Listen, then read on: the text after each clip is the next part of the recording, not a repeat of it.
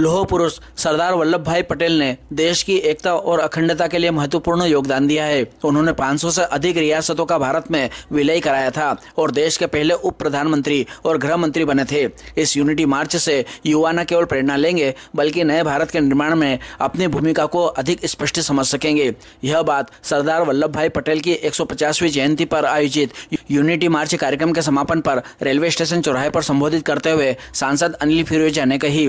कार्यक्रम को जिलाध्यक्ष राजेश धाकड़ ने भी संबोधित किया। अतिथि के रूप में पूर्व विधायक लाल सिंह राणावत, नगरपालिका अध्यक्ष संतोष ओपी गहलोत, उपाध्यक्ष सुभाष चंद्र शर्मा, राकेश यादव, राजेंद्र अवाना, गोवर्धन परिहार, गोपाल यादव, अश्विन डिंडोरकर, पद्म सिंह आजना, अनिल यादव मंचासीन थे। यूनिटी मार्च के तहत पुराने बस स्टैंड स्थित गणेश मंदिर के यहाँ मंच बनाया गया था, जहाँ अतिथियों के स्वागत के बाद पद यात्रा की शुरुआत हुई, जिसमें स्कूलों, कॉलेजों, सामाजिक संगठनों, महिलाओं और बच्चों ने हिस्सा लिया। पद यात्रा की शुरुआत पुराने बस स्टैंड से हुई, जो दीनदयाल चौक से होकर रेलवे स्टेशन पर पहुंचकर संपन्न हुई। रेलवे स्टेशन पर कार्यक्रम का समापन सांस्कृतिक प्रस्तुतियों के साथ हुआ, जिसमें सरदार वल्लभ भाई पटेल की जीवनी और उनके योगदान पर आधारित आकर्षक कार्यक्रमों की प्रस्तुतियां दी गई। पद यात्रा का विभिन्न स्थानों पर मंच लगाकर स्वागत किया गया। अंत में आभार मंडी मंडल अध्यक्ष विजय पटेल ने माना।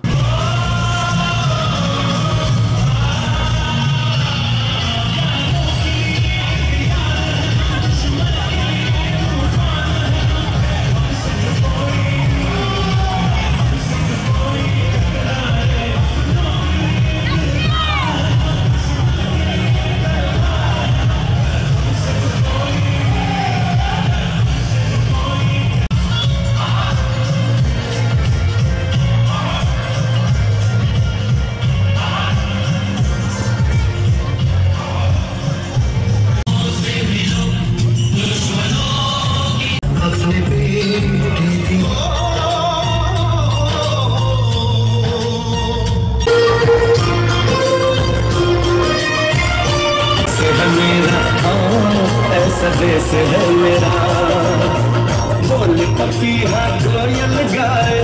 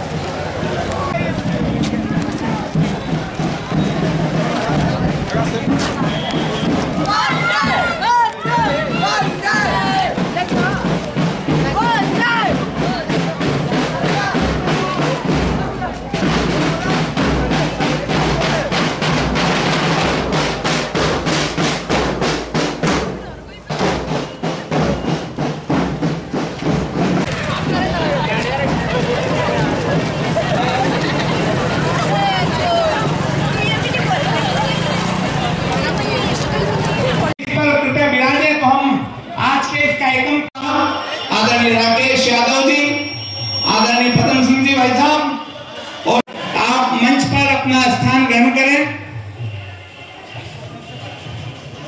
मंच पर पधारें।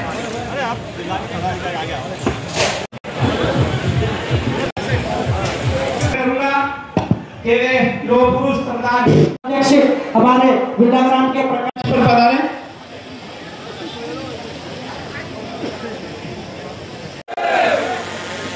जिन विद्यार्थी निश्चित ही हम सब के लिए प्रसन्नता का विषय है कि 565 रियासतों को एक करने का काम जिस लौह पुरुष, जिस महापुरुष ने किया, उस महापुरुषों को याद करने का काम में भारतीय जनता पार्टी कर रही है। और उसी कार्यक्रम में हमारे देश के यशस्वी प्रधानमंत्री नरेंद्र मोदी और प्रदेश के मुख्यमंत्री प्रधानमंत्री माननीय मोदी के नेतृत्व में इसी प्रकार यूनिटी मार्च यात्रा हम सब देशवासियों के मन में देश प्रेम की भावना जगाने और आत्मनिर्भर एक भारत श्रेष्ठ भारत के दस्तूर में यह यूनिटी मार्च का आयोजन किया जा रहा है। मैं आज इस अवसर पर आप सब यहाँ पधारे, मैं नगर पालिका अध्यक्ष संतोष और माननीय सांसद श्री महोदय आप सबका हृदय से राजनगर इस नगरी में स्वागत करता हूँ। 150वीं जयंती के उपलक्ष्य में हम घोषदीप इंटरनेशनल पब्लिक स्कूल से आपके समक्ष अपनी प्रस्तुति देने आए हैं। भारत का इतिहास साहस, त्याग और संकल्प से लिखा गया है। इन्हीं में से एक नाम चमकता है, सरदार वल्लभ भाई पटेल। वह पुरुष जिसने बिखरे हुए भारत को एक सूत्र में पिरो दिया। आइए चलते हैं उस समय में जब देश एक नए भविष्य की तलाश में था। जब तक उसमें संतुलन स्थापित न किया जाए, जब जनता एक हो जाती है तो वह देश एक शक्तिशाली देश बन जाता है। दुश्मन का लोहा भले ही क्यों न गर्म हो, पर हथौड़ा तो ठंडा रहकर ही काम कर सकता है। इनको बनाना असंभव है। सरदार साहब, आप अपने युवाओं को क्या सिखाना चाहते हैं? मैंने अपने जीवन से 3 बात सीखी है। पहली बात, जहाँ डर खत्म होता है वहीं साहस जन्म लेता है। दूसरी बात, जहाँ स्वार्थ खत्म होता है वहीं सेवा शुरू होती है। एवं तीसरी और अंतिम बात, जहाँ भेदभाव खत्म होता है वहीं भारत खड़ा होता है। आज हम जिस भारत पर गर्व करते हैं वह एकता का उपहार है। काफी नामुमकिन है। उनकी दूरअंदेशी और राष्ट्र प्रेम हमें सदा प्रेरणा देते रहेंगे और हम उन्हें गर्व से सरदार कहते रहेंगे। सरदार, सरदार, सरदार, तो सरदार कहलाता सरदार। भारत गणराज्य जनता, अखंड भारत निर्माता।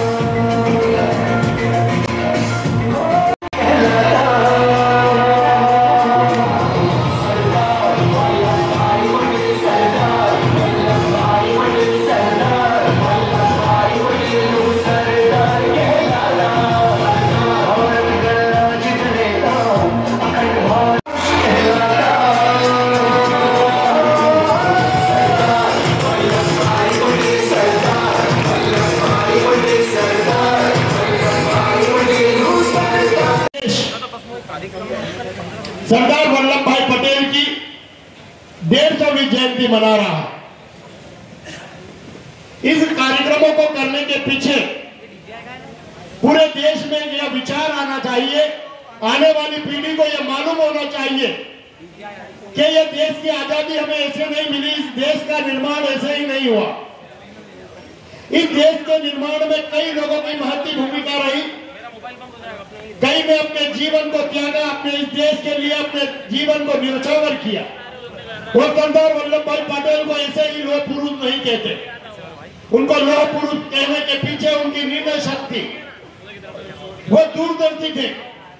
आज सभी रियासतों को मिलाकर इस देश को बनाने का काम यदि किसी ने करा तो वो सरदार वल्लभ भाई पटेल ने करा।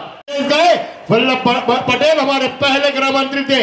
उन्होंने वहां पर सेना भेज दी और उस हैदराबाद को अपने कब्जे में ले लिया और निजाम से कह दिया कि आप निर्णय कर ले कि आपको इस भारत में रहना है या पाकिस्तान जाना है। उन्होंने कर लिया कि भाई मैं भारत में ही रहना चाहता हूं।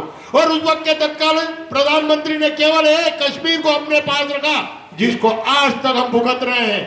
और उस गलती का परिणाम है कि आज आधा कश्मीर पाकिस्तान के कब्जे में है।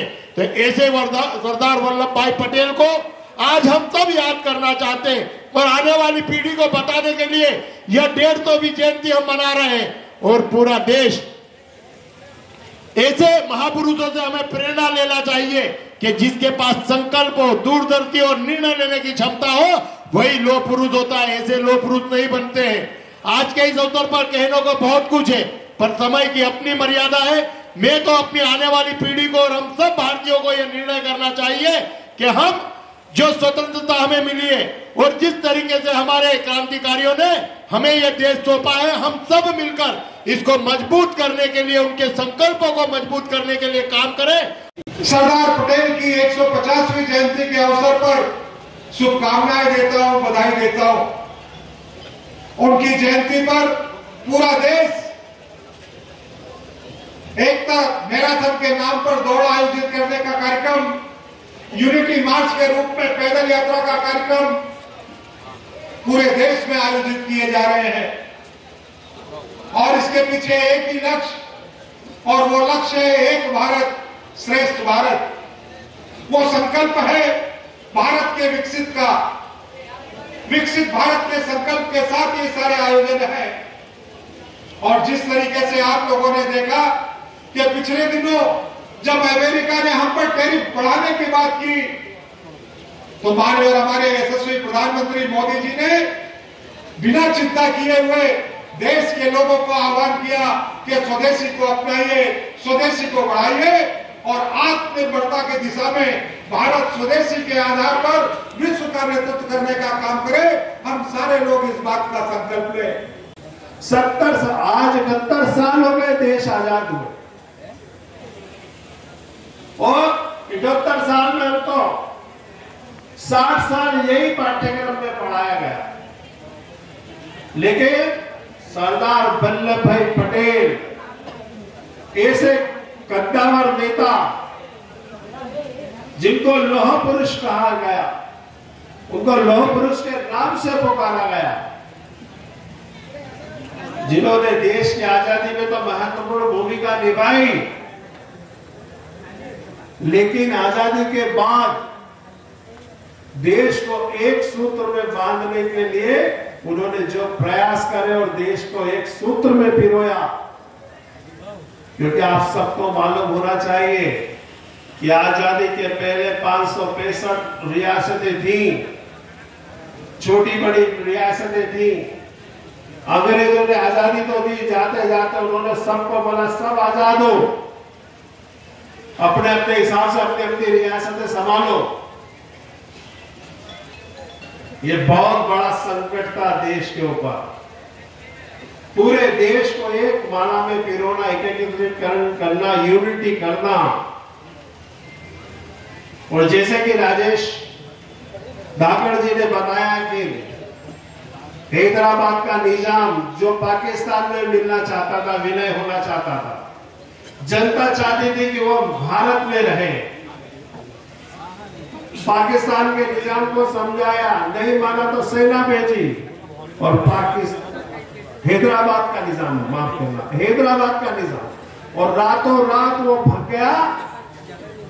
जनता ने आंदोलन करा, सेना पहुंची, तब जाके हैदराबाद भारत में विलय हुआ। पूरा एकत्रीकरण करने के बाद, यूनिटी करने के बाद जब कश्मीर की बारी आती है तो पंडित जवाहरलाल नेहरू कहते हैं कि कश्मीर का मुद्दा तो मैं संभालूंगा। और उन्होंने कश्मीर को 370 धारा दी। आज हम बड़ी मुश्किल से उसको 370 धारा को हटा पाए। और वहां पे जब पाकिस्तान ने अटैक करा, तब भारत की सेना ने, भारत की जनता ने, राष्ट्रीय सेवक संघ ने और मिलकर जब लड़ा, तब आज कश्मीर का जो आधा हिस्सा जिसको कहना चाहिए, आज भी 45% कश्मीर पाक अधिकृत के पास है, पाकिस्तान के पास है, जिसको हम कहते हैं पाक अधिकृत कश्मीर। वह हमारा अभिन्न अंग था। आज ये कहते हैं कि कश्मीर हमारा मुकुटमणि है, और वो मुकुटमणि अगर भारत के पास है तो उसके पीछे अगर किसी का हाथ है, उसको संभालने में, उसको पाकिस्तान से छीनने में अगर किसी का नाम लिया जाता है तो वो है राष्ट्रीय स्वयं सेवक संघ और सरदार वल्लभ भाई पटेल। उत्पादन है हमारे उनको जनता तक पहुंचाना, जनता तक उसका जन जागरण करना, ताकि वो उत्पादनों का उपयोग करेंगे, उपभोग करेंगे, उनको खरीदेंगे, परचेस करेंगे। जो कर्म योगी हैं कर्मों से याद आएंगे, पर जब जब उनको भुलाने का प्रयास किया जाएगा, इस देश में नरेंद्र मोदी जी जैसे प्रधानमंत्री जी आएंगे और 182 मीटर ऊंची उनकी प्रतिमा बनाएंगे और विपक्ष लोगों को याद दिलाएंगे कि एक ही परिवार ने इस देश को आजादी नहीं दिलाई है, हजारों लाखों माओ की गोद सूनी हो गई जब जाके देश ये आजाद हुआ है। सरदार वल्लभ भाई पटेल की 150वीं जयंती पर हमारे देश के यशस्वी प्रधानमंत्री श्रीमान नरेंद्र मोदी जी ने पूरे देश से आह्वान करा कि यूनिटी मार्च निकाला जाए। सरदार वल्लभ भाई पटेल का जो स्वतंत्रता में योगदान रहा और स्वतंत्रता के बाद उन्होंने भारत को जो एक सूत्र में पिरोया है, इन सब बातों को विषय को लेकर जन जन तक जाए। जो आने वाली पीढ़ी है, जो हमारा भविष्य है, उनको भी ये बताया जाए कि सरदार वल्लभ भाई पटेल को सरदार क्यों कहा जाता है और उनका योगदान क्या रहा।